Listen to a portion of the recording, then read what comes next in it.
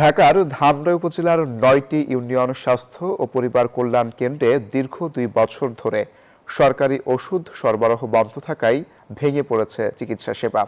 এতে ব্যাহত হচ্ছে নরমাল ডেলিভারি, প্রসূতি সেবা এবং কিশোরীদের স্বাস্থ্য সেবা সহ গুরুত্বপূর্ণ কার্যক্রম। জরাজীর্ণ ভবনের পাশাপাশি রয়েছে তীব্র জনবল সংকট। চরম ভোগান্তিতে পড়েছেন স্থানীয় রোগীরা। শাফেদ খান ওপেলের তথ্য চিত্রের রিপোর্ট। ইউনিয়ন স্বাস্থ্য ও পরিবার কল্যাণ কেন্দ্র, জরাজীর্ণ ভবন, নেই নার্স, চিকিৎসক, তার উপর ২ বছর ধরে বন্ধ ঔষধ সরবরাহ। এমন বেহাল দশা ঢাকার ধামরাই উপজেলার ৯টি ইউনিয়ন স্বাস্থ্য ও পরিবার কল্যাণ কেন্দ্রের।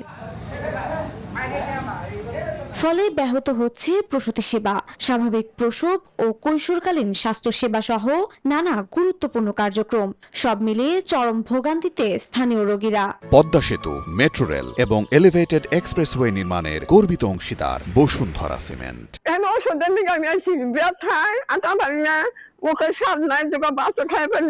আসলে বেশিরভাগই সময় আপনার পাওয়া যায় না, ওষুধ পাওয়া যায় না। প্রায় ১.৫-২ বছর যাবতী নাই, আসি ভাই লিখে দেয়, ওগুলা বাইরে থেকে আর কি কিনে নিয়ে চলতেছে। ওষুধ থাকলে তো আমি ওষুধ নিয়ে যেতাম, ঘুরিয়ে দিল, বললো ওষুধ নাই। দ্রুত সংস্কার করে স্বাস্থ্যকেন্দ্রগুলো ব্যবহার উপযোগী করার দাবি স্থানীয়দের।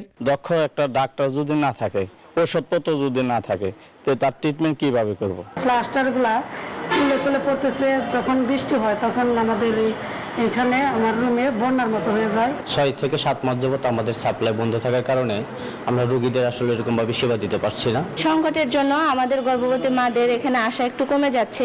৯টি কেন্দ্রের বিপরীতে দায়িত্ব পালন করছেন মাত্র ৪ জন উপসহকারী কমিউনিটি মেডিকেল অফিসার। এমন ভয়াবহ অচলাবস্থা চলছে কয়েক বছর ধরেই। ২০২৬ সালের সেপ্টেম্বরের শেষের দিকে অথবা অক্টোবরের প্রথম সপ্তাহে সব মালামাল চলে আসবে এবং আমাদের যত ইউনিয়ন স্বাস্থ্য কেন্দ্র আছে সেগুলোতে মালামাল পৌঁছে যাবে। অক্টোবর ২০২৬ নাগাদ আমাদের এই কন্ট্রাসেপশনগুলো মাঠে অ্যাভেলেবেল হবে। শুধু আশ্বাস নয়, প্রান্তিক জনসাধারণের স্বাস্থ্যসেবা নিশ্চিতে দ্রুত বাস্তব পদক্ষেপ নেওয়ার দাবি জানিয়েছেন উপজেলাবাসী। Desk report, news 24।